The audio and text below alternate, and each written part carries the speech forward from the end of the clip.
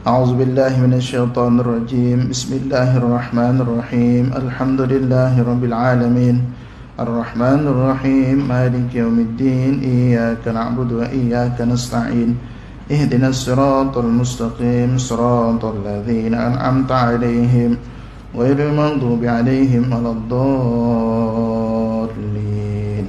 آمين. أعوذ بالله من الشيطان الرجيم. بسم الله الرحمن الرحيم. Assalamualaikum warahmatullahi wabarakatuh. Alhamdulillahi rabbil alamin.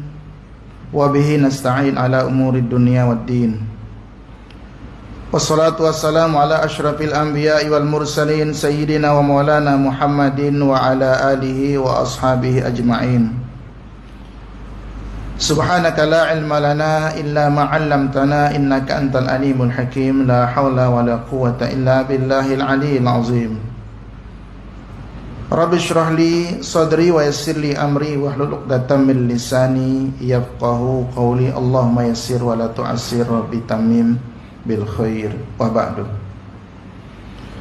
Alhamdulillah, puji syukur kehadirat Allah Subhanahu wa taala. Alhamdulillah, dengan limpah kurnia Allah dapat kita hadir tanpa satu halangan apapun, sehingga kita dapat melaksanakan solat subuh berjamaah.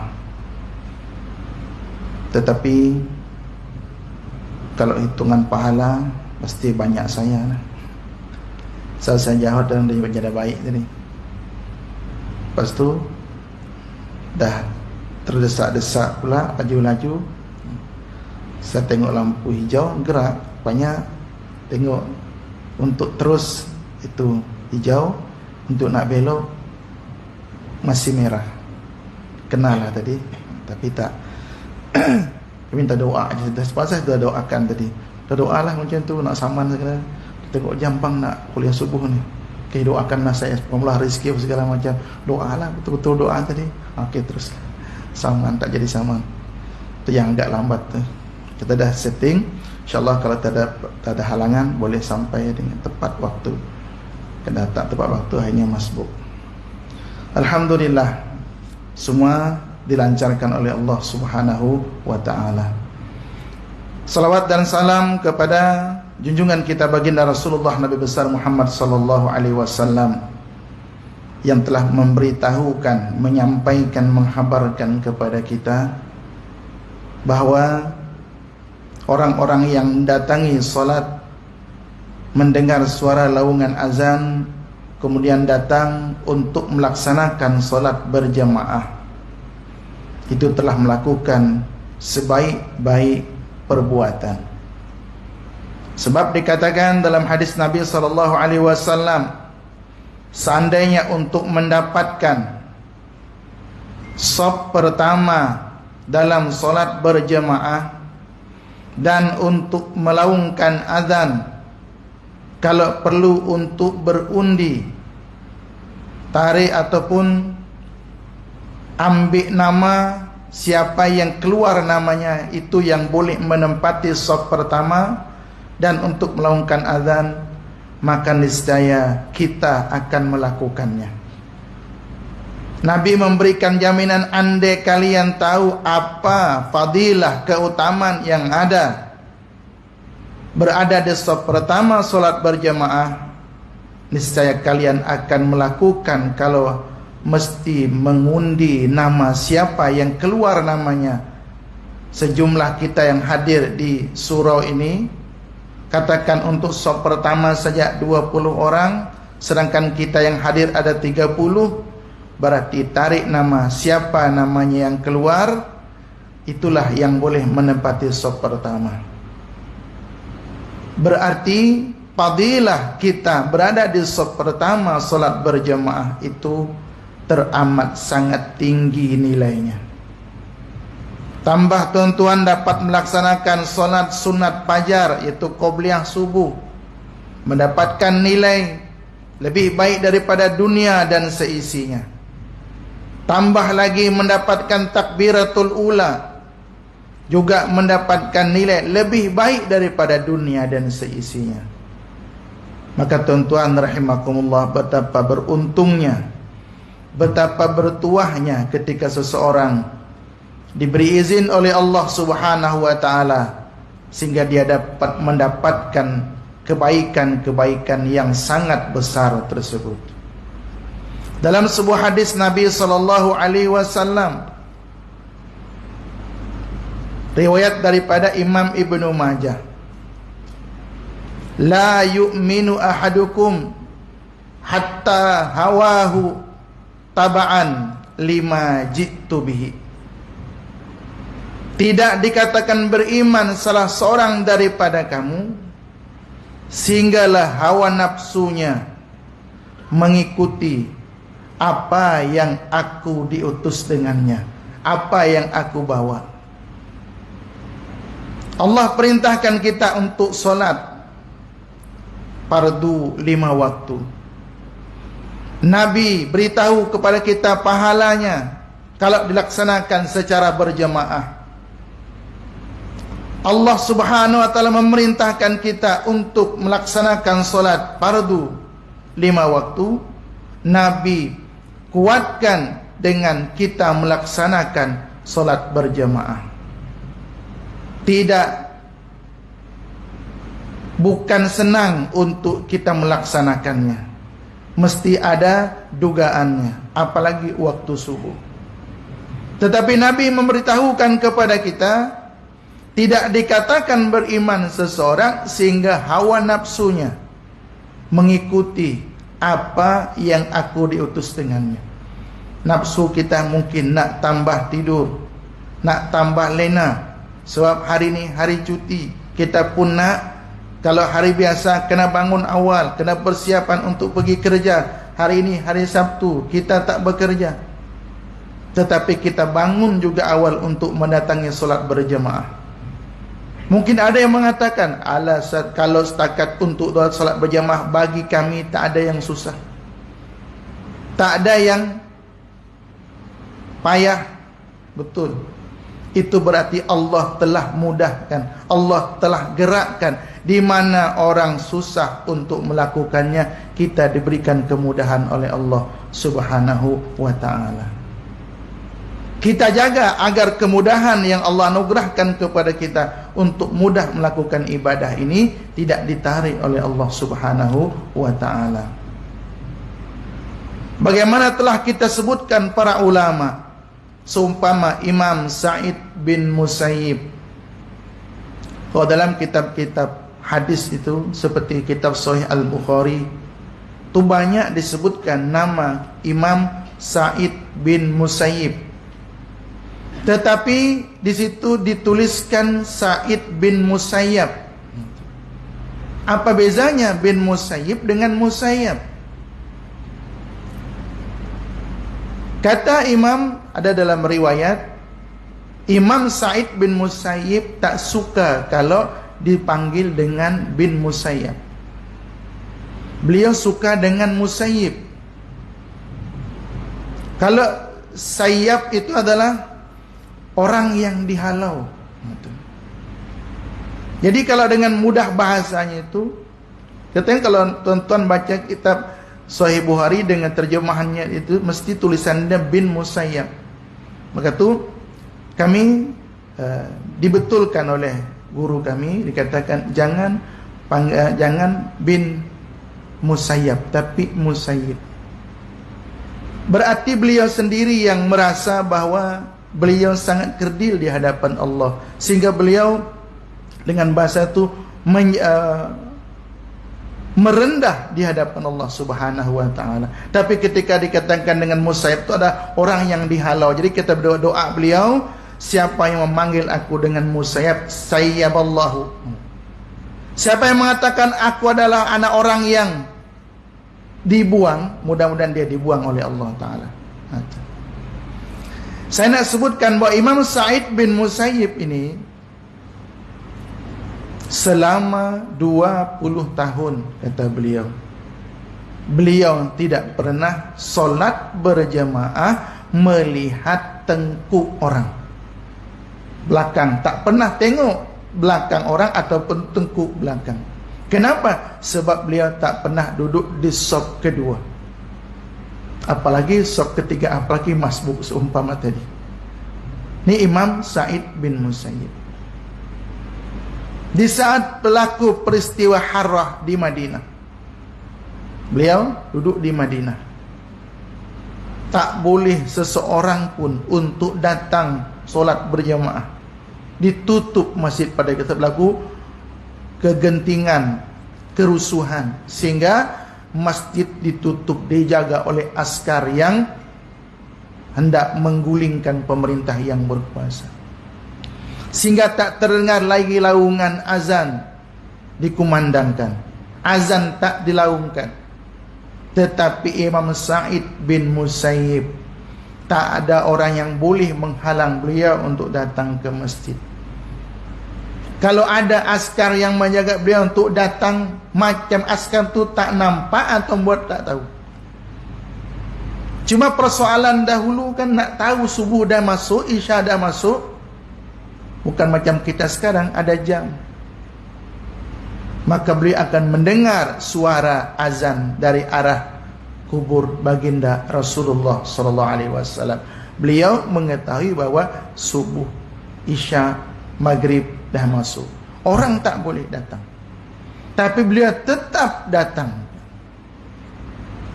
Wallahu alam, apakah ada jemaah lain yang diberikan, yang dipersilakan masuk, tak pasti. Tapi dalam riwayat beliau, orang tak boleh, masjid ditutup, tapi beliau tetap boleh masuk. Ada ulama yang stroke, sakit, tak boleh bergerak. Hanya mulut, mata saja yang boleh bergerak. Berpuluh tahun, 40 tahun. Sakit, tak boleh untuk ke mana-mana, hanya terbaring tempat tidur. Tetapi semenjak beliau kecil lagi dah menjaga, memelihara solat berjamaah, sehingga ketika sakit beliau meminta kepada Allah, ya Allah, saya ridha dengan penyakit yang engkau berikan kepada hamba. Tetapi izinkan apabila waktu dah masuk, azan dah dikumandangkan, izinkan hamba untuk boleh solat secara sempurna berjamaah. Allah takdirkan masuk saja waktu azan dikumandangkan, maka beliau seperti orang yang tak sakit. Pergi ke tandas, pergi beli air berwudu, kemudian pakai baju, pergi ke masjid, solat Allahu Akbar, zikir dan sebagainya. Balik rumah, stroke, baring, tak boleh bergerak. Tiap saat seperti itu. Tuan-tuan rahimakumullah, alhamdulillah Allah takdirkan kita masih mampu datang. Mudah-mudahan ada di antara kita yang untuk datang tu payah. Ada. Tetapi ternyata mereka mampu untuk datang. Dan kita tengok jamaah-jamaah yang memang lebih payah daripada kita, tapi tetap datang. Mudah-mudahan Allah beri kekuatan, Allah beri kesehatan, Allah tetapkan iman sampailah kita berjumpa dengan Allah Subhanahu wa taala, kepada beliau dan kepada kita semua. Amin, Allahumma amin. Tetapi ramai lagi di antara kita yang tidak mampu untuk datang ke surau ini untuk melaksanakan solat berjamaah. Kalau kita ambil daripada hadis yang dikatakan tadi, hadis yang kita riwayatkan tadi, la yu'minu ahadukum hatta hawahu taba'an lima jitu bihi. Tidak dikatakan beriman seseorang sehingga hawa nafsunya mengikuti apa yang aku diperintahkan dengannya. Na'udzubillah. Mudah-mudahan tidaklah terjadi seperti sabda Rasulullah SAW, tak beriman lagi kalau nafsu kita belum lagi tunduk kepada apa yang Nabi diutus, diperintahkan, yaitu membawa Al-Quran dan mengajak kita untuk mendekatkan diri kepada Allah Subhanahu wa ta'ala. Para jemaah salat subuh yang dimuliakan Allah Subhanahu wa ta'ala, dengan kitab Syama'il Al-Muhammadiyah, bab ma jaa fi khidabi Rasulullah sallallahu alaihi wasallam, bab tentang menyatakan memakai inai pada rambut Rasulullah sallallahu alaihi wasallam. Jadi kita mengetahui sekarang bahwa syariat inai yang macam mana, bila yang boleh dipakai, kerana Rasulullah sallallahu alaihi wasallam mencontohkan. Bismillahirrahmanirrahim. Qala haddatsana Ahmad bin Mani' qala haddatsana Husyaim qala haddatsana Abdul Malik ibnu Umair an Iyad bin Laqitin qala akhbarani Abu Rimsah qala ataitu Nabiyya sallallahu alaihi wasallam ma'a ibnin li faqala ibnuka hadza faqultu na'am ashhadu bihi qala la yajni alayka wala tajni alaihi qala wa ra'aytu syaiba ahmar. Daripada Abu Rimsah berkata, aku datang kepada Nabi sallallahu alaihi wasallam bersama dengan seorang anakku. Ini Abu Rimsah. Baginda bertanya, adakah ini anakmu? Aku menjawab, ya benar, ini anakku, kata Abu Rimsah. Baginda bersabda, dia tidak akan disiksa kerana menanggung dosamu, dan kamu tidak akan disiksa kerana menanggung dosanya. Ini nak memberitahu kepada kita bahawa anak kita yang kita hidup bersamanya, sebagaimana juga Allah sebutkan dalam Al-Quran, bahawa kita tidak akan menanggung dosa sebab keburukan yang dia buat, dan dia juga tidak akan menanggung apa-apa dosa kesalahan yang kita buat. Istilah bahasa dahulu tu dosa turunan. Islam tidak mengenal dosa turunan. Jangan dikatakan ini sebab dosa ayahmu, ini sebab dosa nenekmu, akhirnya anak, cucu, cicit yang menanggung. Tidak. Ulama mentafsir hadis ini, orang tua yang tidak menanggung kesalahan anak-anak itu apabila orang tua tersebut mendidik anaknya, mentarbiah anaknya daripada sejak kecil lagi. Contoh, minta maaf, anak kita sekarang daripada kecil, daripada umur setahun, untuk zaman sekarang ini mereka kena melihat yang kita pegang handphone, yang kita pegang gadget. Anak-anak kita pun dah mengerti.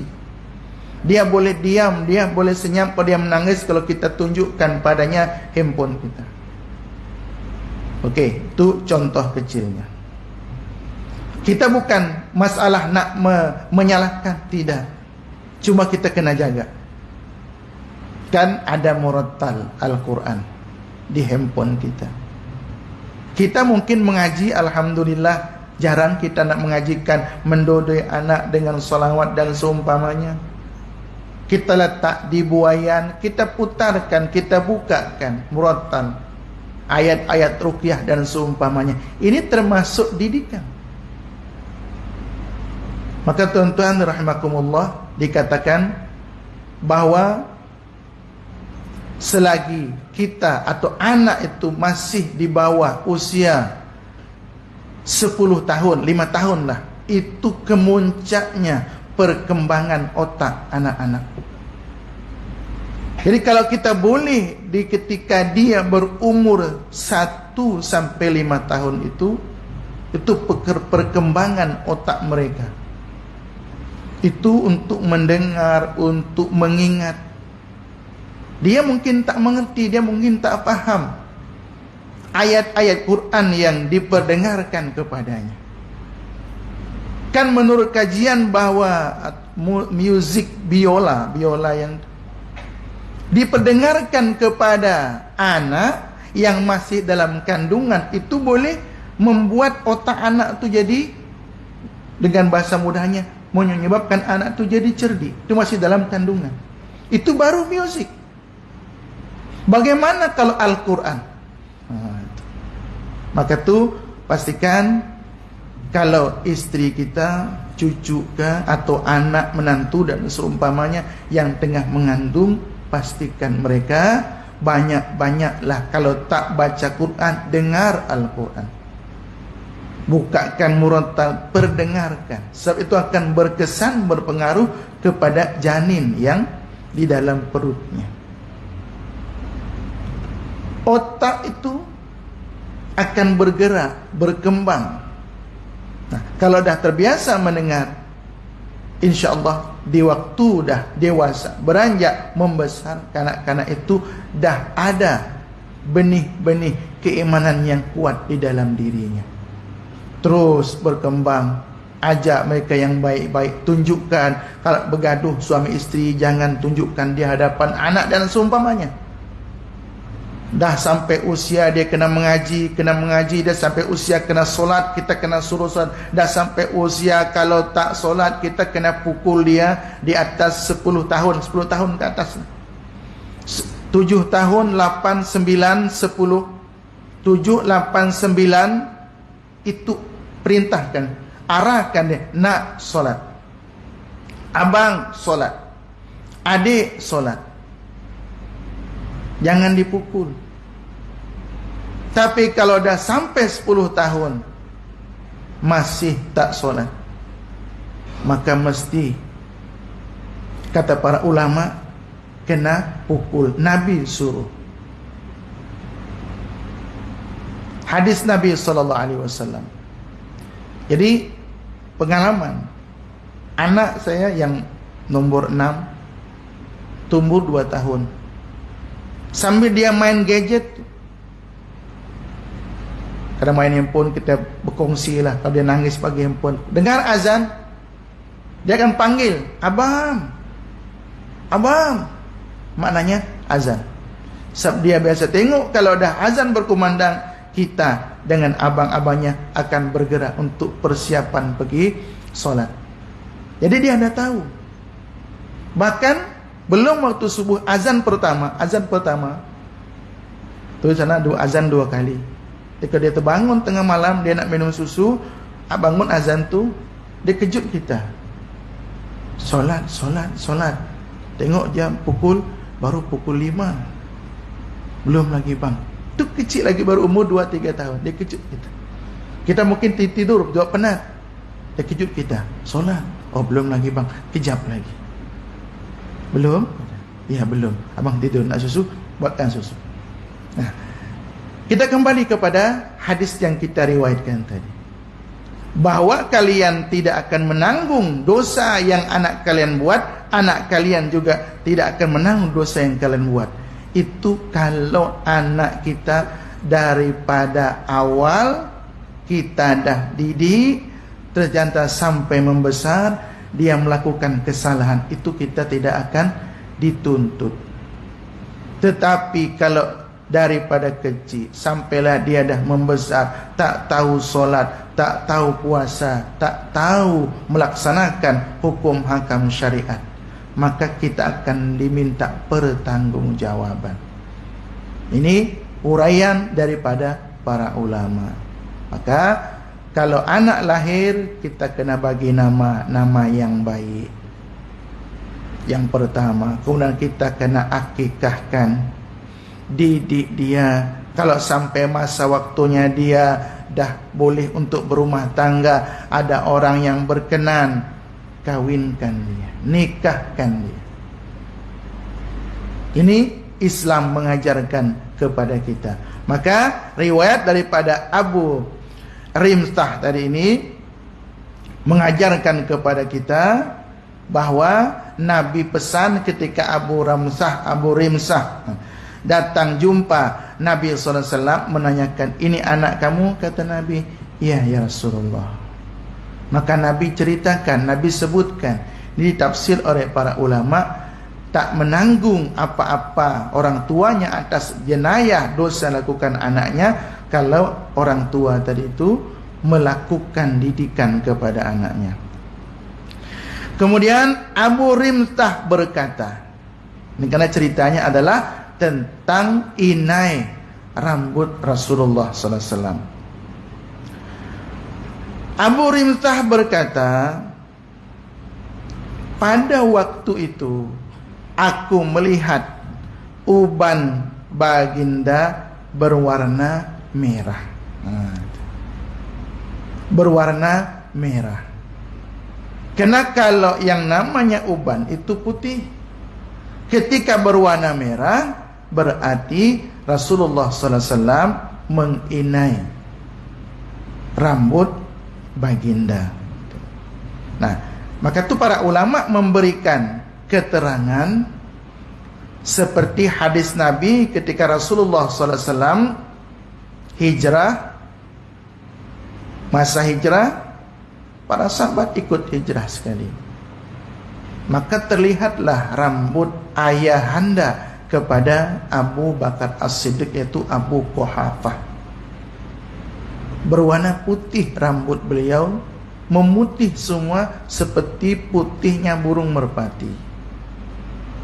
Maka Nabi perintahkan, rubah warna putih ini, rambut warna putih ini, tetapi elak warna color hitam.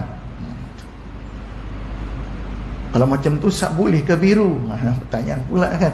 Kan lawak jadi kalau kita rambut warna biru. Sehingga para ulama tafsir lagi. Kalau rambut diinai, ini kita bicara masalah hukum waqi'i lah, yang berlaku. Sekarang orang tak mengerti agama, bahkan dia dikatakan minta maaf dengan bahasa samsing. Kan jadi macam mana dengan warna rambut yang diinai? Tapi bukan inai mereka, entah apa. Tak tahu inai ada tak warna hijau? Tak ada kan? Nah, tak ada. Cat rambut ada. Jadi kata para ulama, kalau simbol Islam dah digunakan oleh orang-orang fasik, jauhi. Kan disuruh rubah rambut yang berwarna putih, tapi jangan warna hitam. Okey, selesai. Yang warna hitam kita tak. Selain warna hitam macam mana? Maka tu saya tak setakat ni tak pernah jumpa lagi inai selain warna inai lah. Warna apa, kuning kemerah-merahan. Inai warna biru, inai warna merah menyala. Saya tak pernah jumpa inai warna inai. Nah, maka tuan-tuan rahimakumullah. Kemudian kalau kan hadis tu mengumumkan, rubah warna yang putih rambut tapi enak warna hitam, kan umum. Apa saja warnanya. Di sini masalahnya inai, bukan cat rambut. Karena inai dia masuk ke dalam rambut, bukan hanya mewarnai rambut. Tetapi kalau cat rambut, dia menutup rambut, sehingga kalau kita, na'udzubillah, kalau seseorang itu junub, kena basuh seluruh rambut daripada ujung rambut sampai ujung kaki. Berarti kalau cat rambut, maka air tak masuk ke dalam rambut, tak basah rambut itu, sebab ditutupi oleh cat. Berarti tak sah mandinya. Itu kalau cat rambut. Beza dengan inai. Maka itu tuan-tuan rahimakumullah. Jadi kita simpulkan, Nabi menginai rambut warna inai. Itu kalau nak ikut sunnahnya. Terpulang, nak inai tebalkan, nak inai cukup-cukup, tak ada masalah. Itu yang pertama. Yang kedua, riwayat daripada bahwa Nabi memerintahkan kepada Abu Quhafah, ayahanda Abu Bakar As-Siddiq, untuk merubah, untuk memberi warna rambut yang dah memutih itu. Tapi Nabi elak supaya jangan warna hitam. Berarti pada masa itu ada warna inai. Yang ada hanya inai pada masa itu. Ke belakang inilah kita melihat warna rambut belum memutih, dah dirubah warnanya. Mungkin rasa okey, rasa hebat, rasa best. Yang kedua, masalahnya di akhir zaman ini bukan guna inai, tapi cat rambut. Yang menutupi rambut itu kalau kita mandi tak basah. Sebab inai cat rambut, cat yang menutupinya. Ini letak masalahnya. Yang ketiga masalah yang perlu kita hindari itu, kalau simbol, sekarang kita minta maaf, padahal kalau kita ikutkan bagi tuan-tuan, kalau nak misalkan memberi color ke janggut ke rambut, pakai inai. Tapi bukan warna hitam. Nah sekarang kita tak pakai. Sehingga yang memakainya siapa? Mereka-mereka yang tak kenal Allah, yang tak tahu batasan warna apa yang boleh. Akhirnya menginai rambut, mewarna rambut ini bukan sebagai satu perkara yang dibenarkan oleh syarak, tetapi dia merupakan simbol orang-orang fasik. Maka kata para ulama, kalau satu amalan itu telah menjadi simbol kepada orang fasik, kita boleh mengelaknya, boleh tidak melakukannya. Maka itu tuan-tuan rahimakumullah, ini riwayat tentang hadis tadi.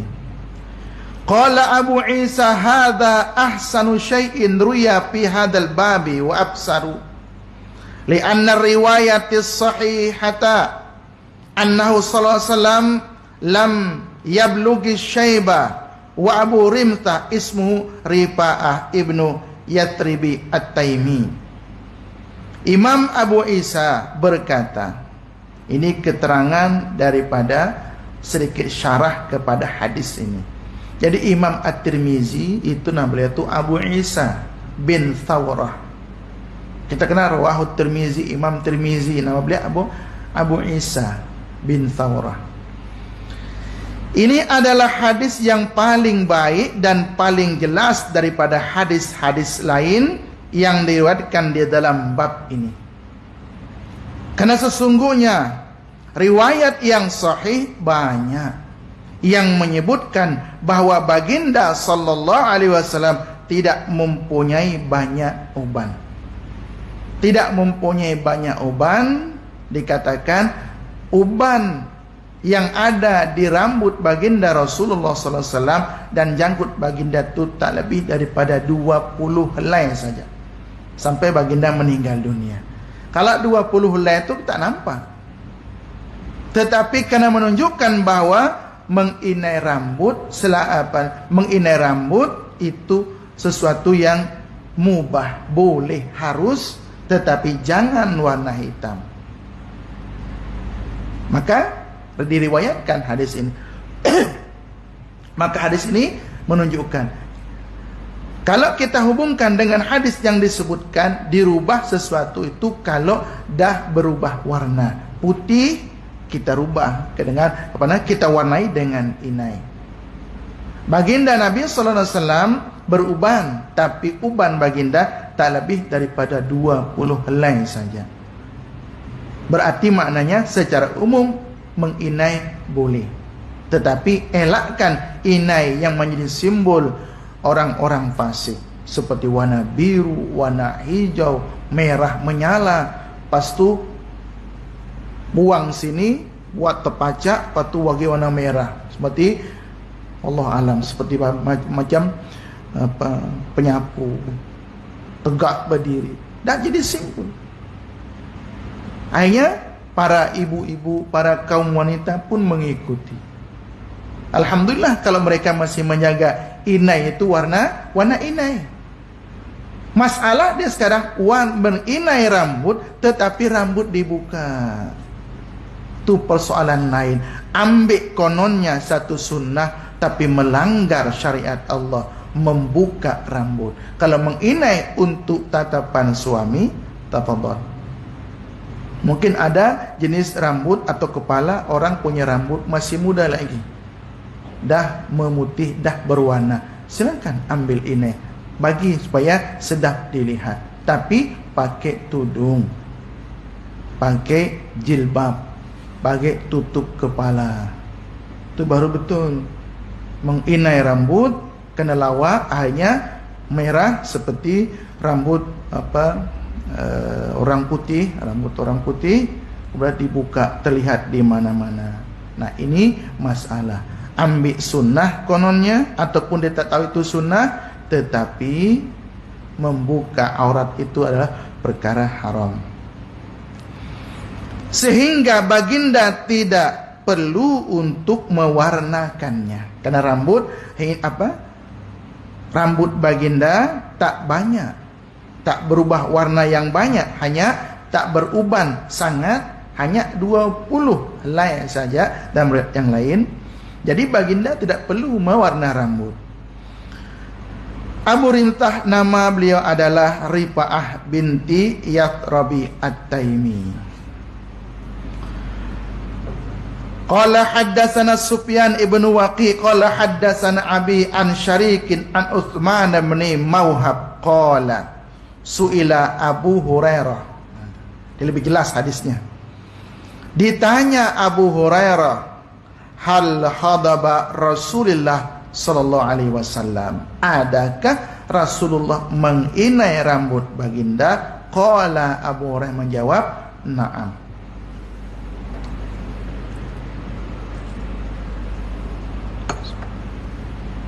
Abu Hurairah menjawab, ya, rambut baginda berinai atau berinai dengan menginai rambut baginda. Qala Abu Isa, kata syarah daripada kitab ini, warawa Abu Awana hadzal hadis an Utsman bin Abdullah bin Mauhab faqala an Ummi Salamah.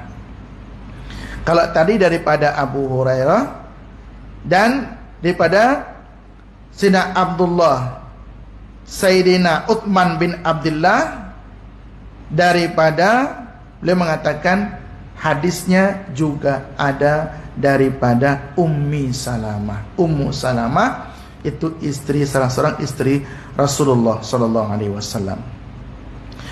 Qala haddatsana Ibrahim bin Harun qala haddatsana Nadr bin Zarara an Abi Janab an Iyad bin Laqit an Hazmati imraati Bashir bin Hasasati qalat ana ra'aitu Rasulullah sallallahu alaihi wasallam yakhruju min baitihi yang fudu ra'sahu wa qad iktasala wa bi ra'si rad'un min hinna'in aw qala radqun syakka fi hadza asy-syaykh. Al-Hazmah adalah istri kepada Bashir bin Khasasiyati, berkata, aku telah melihat Rasulullah SAW keluar daripada rumah baginda dalam keadaan air masih mengalir dari kepala baginda, karena baru selesai baginda mandi. Di kepala baginda ada bekas atau kesan inai. Di 3 riwayat daripada istri daripada Hazmah, nama Hazmah daripada istri sahabat Bashir, bahwa Rasulullah SAW ketika Rasulullah selesai mandi, kan kalau habis mandi itu kalau warna yang tak kekal itu mesti hilang. Tapi ketika dengan inai, air masih mengalir di kepala dan terlihat warna kesan inai.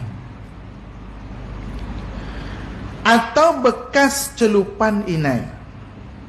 Kerana Imam At-Tirmizi yaitu Syekh Ibrahim bin Harun meragui tentang redaksi ini. Jadi Syekh Ibrahim guru kepada Imam Bukhari, maka itu beliau mengatakan dengan bahasa itu rad'un min hinna aw qala radgun.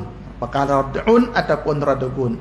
Imam Ibrahim, guru kepada Imam Tirmizi, ragu tentang hadis. Maka itu Imam Al-Tirmizi meriwayatkan apakah rad'un min hina ataupun radgun.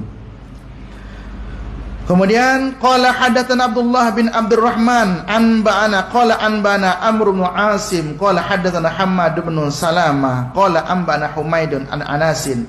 Jadi sanad hadis kita baca, tetapi terjemahannya adalah kita tak perlu daripadanya tidak kita perlukan. An Anas bin Malik radhiyallahu taala anhu qala ra'aitu sya'ra Rasulillah sallallahu alaihi wasallam mahduban. 4 riwayat. Keempat, ini orang yang paling dekat yang menjadi khadam Rasulullah sallallahu alaihi wasallam. Beliau berkata, kata Sayyidina Anas bin Malik, aku melihat rambut Rasulullah sallallahu alaihi wasallam yang diwarnai dengan inai. Nah, itu. Jadi tidak ada warna selain warna inai. Tidak ada selain warna inai. Hanya bukan berarti karena pada masa itu adalah hanya ada warna inai, tetapi itulah yang supaya, sebab kalau terlalu berwarna-warni rambut jadi lawak nanti. Warna rambut buat 3 warna macam pelangi, jadi hanya seperti mengkempinkan geng-geng berkenaan. Nauzubillah min zalik. Jadi datang tak tahu ya, dia setengah kecoh membahaskan itu. Ya Allah alam. Yang pasti ternyatanya saya tak pasti, sebab ada seorang seorang sosiologi di Indonesia. Seperti ketika saya tengok dia menguraikan bahwa orang yang berperangai songsang ini, dia katakan ada yang bawaan, ada yang karena karena lingkungan. Jadi seolah-olahnya dia nak mengatakan bahwa yang bawaan nak buat macam mana. Bahkan kalau dia diberi pilihan pun, dia akan memilih normal macam kita. Tapi tak boleh katanya. Kalau macam tu kita punya pandangan, kita akan kembali kepada asal lagi cerita bagaimana ketika homo, lesbi, gay dan sumpahnya dihancurkan oleh Allah. Tak adakah mereka fikir masakan Allah tak tahu? Kalau itu memang dibenarkan, oh sebab dia ini adalah bawaan, semula jadi fitrah dia. Jadi jangan dikecam, jangan dipulaukan. Ini maaf tuan-tuan rahimakumullah, kita jangan sampai kita ikut seperti apa yang Allah sebutkan dalam Al-Quran, dan macam mana para ulama memberikan, mengkanter agar jangan sampai orang terpengaruh, terkesan.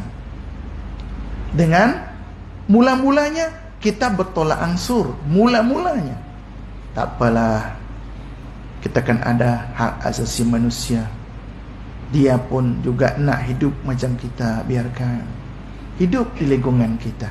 Sebab masyarakat punya pandangan tu open. Kalau dah open, dia penyakit. Penyakit mesti merebak. Kesan dia ada yang cepat, ada yang slow. Tapi cepat atau lambat yang pasti akan berkesan kepada lingkungan. Seolah-olah minta maaf. Kalau dah putus cinta, cerai dengan suami, dengan istri, istri dengan suami, padahal satu individu.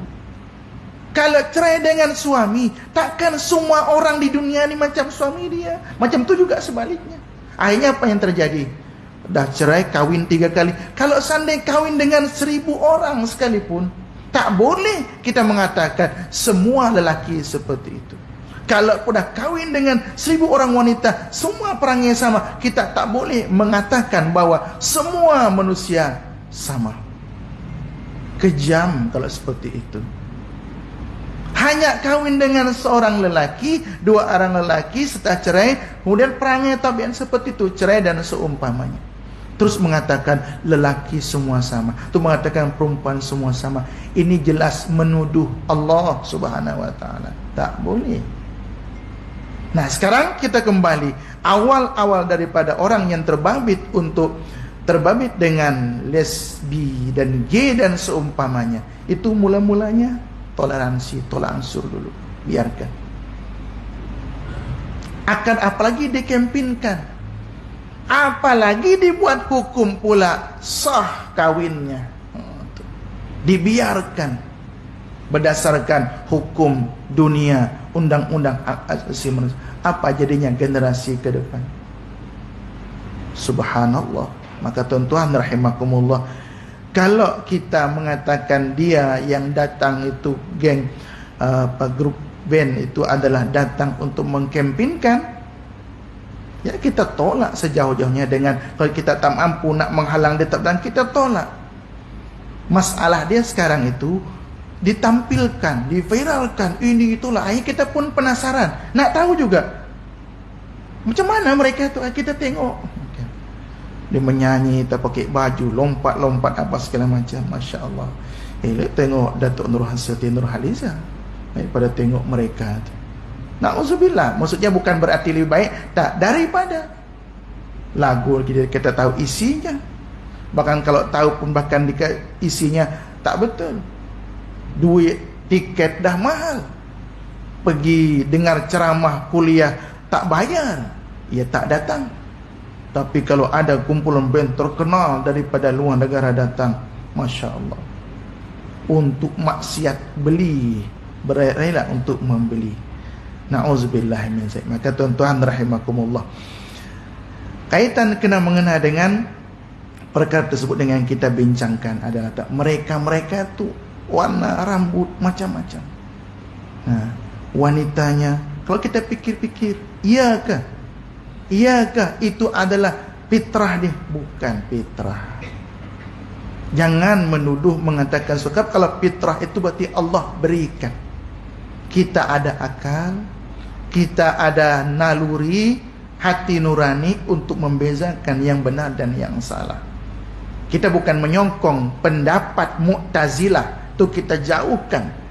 Mu'tazilah punya prinsip mereka, kalau ayat Quran, hadis Nabi bercanggah dengan akal, itu pandangan mereka, ambil akal, jangan ikut Quran dan hadis. Ini melampau Mu'tazilah. Allah berikan kepada kita akal, Allah berikan kepada kita tu fitrah untuk membezakan yang baik dan yang benar. Kita gunakan. Sekalipun misalkan dalam lingkungan community tempatan, na'udzubillah min zalik, membenarkan mereka. Maka tuan-tuan rahimakumullah, mudah-mudahan pelihara dan jaga kita.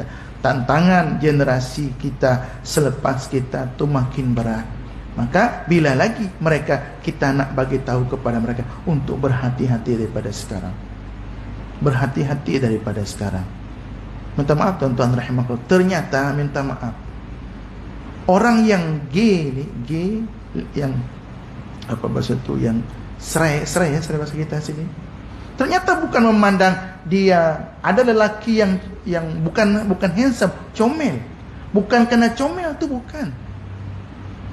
Tetapi kena, ya, pertama tak normal. Ketika melihat lelaki saja dia tak kisah.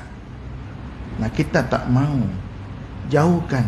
Maka tu doa kepada Allah. Maka tu dalam hadis Nabi itu, kalau kita betul-betul insya-Allah yakin, hadisnya sahih, riwayat Imam Bukhari, berdoa sebelum kita bersama dengan isteri, paling tidak bismillah.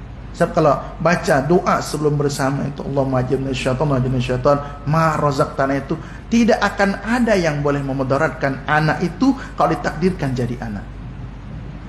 Kita doa. Kalau anak kita, cucu kita, tentu kita ajarkan. Termasuk perangai menyimpang nilai yang gay, lesbi ini kan termasuk memudaratkan. Tapi kalau kita dah doa ditakdirkan jadi anak, insya-Allah Allah akan lindungi. Kita takut ada orang-orang yang lupa berzikir kepada Allah sebelum bersama, jadilah takdir anak, sehingga nanti keluar dia tak langsung untuk menerima, tak jadi gay, tak jadi lesbi, tak. Tapi pertama, mula-mula dia akan tolak angsu, tak apalah, dia pun manusia juga. Maka tindakan kita untuk kita sebagai hak asasi manusia, kita nasihati mereka, kita obati mereka, kita bawa mereka kepada mungkin psikiater, apalah namanya, untuk menyembuhkan jiwa yang dah terkontaminasi dengan pikiran-pikiran ataupun dengan tabiat-tabiat menyimpang seperti itu. Okay.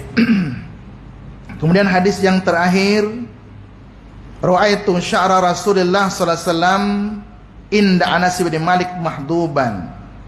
Jadi Imam Muhammad daripada Abdullah bin Muhammad bin Uqail berkata, Abdullah bin Muhammad bin Uqail memberitahukan pada kami dengan katanya, aku telah melihat rambut Rasulullah sallallahu alaihi wasallam yang ada pada Anas bin Malik, Anas yang di atas tadi, diwarnakan dengan warna inai.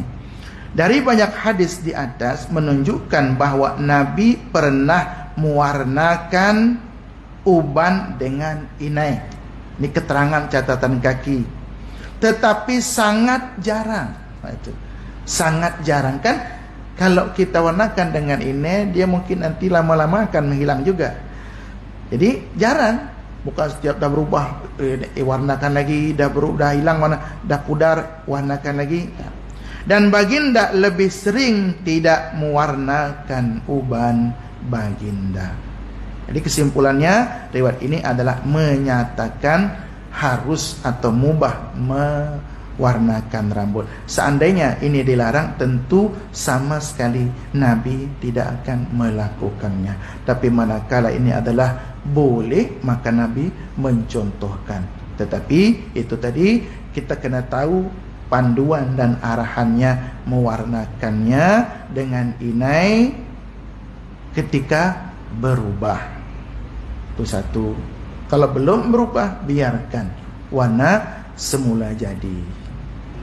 Yang kedua, kalau kita kena mewarnakan, karena inai sekarang yang warna inai belum menjadi budaya orang fasik, belum lagi.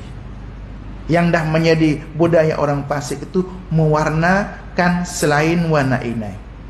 Biru, merah, kuning menyala, merah menyala, hitam dah pasti dah, kalau hitam itu haram. Tetapi kalau selain itu dah jelas merubah, maka itu para ulama daripada hadis-hadis Nabi disimpulkan hanya boleh warna inai saja. Jadi mudah-mudahan tuan-tuan rahimakumullah, kita dapat mengambil kesimpulan, kalau nak mewarnakan, nak merubah warna inai. Ini kalau ikut niat, ikut sunnah Nabi, kita dapat pahala sunnah. Tapi kalau saja-saja kita buat, kita tak dapat pahala.